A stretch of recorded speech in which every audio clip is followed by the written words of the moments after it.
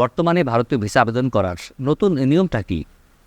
নতুন নিয়ম হচ্ছে যে আপনার বর্তমান এবং স্থায়ী ঠিকানা যদি একটাই হয়, অর্থাৎ আপনার বর্তমান এবং স্থায়ী ঠিকানা দুটোই কুষ্টিয়াতে, তাহলে আপনাকে কুষ্টিয়া ভিসা আবেদন কেন্দ্রেই ভিসার জন্য আবেদন জমা দিতে পারবেন, অন্য কোথাও পারবেন না।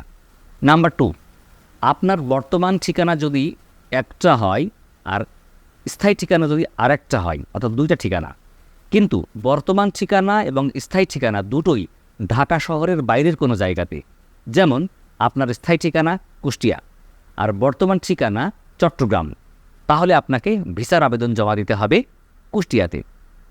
নাম্বার 3, যদি এমন হয় যে আপনার স্থায়ী ঠিকানা ঢাকা শহরের বাইরে অন্য কোনো জায়গাতে, হতে পারে আপনার স্থায়ী ঠিকানা কুষ্টিয়াতে আর আপনার বর্তমান ঠিকানা হচ্ছে ঢাকাতে, তখন আপনি ঢাকাতেও আবেদনপত্র জমা দিতে পারবেন এবং কুষ্টিয়াতেও আবেদনপত্র জমা দিতে পারবেন।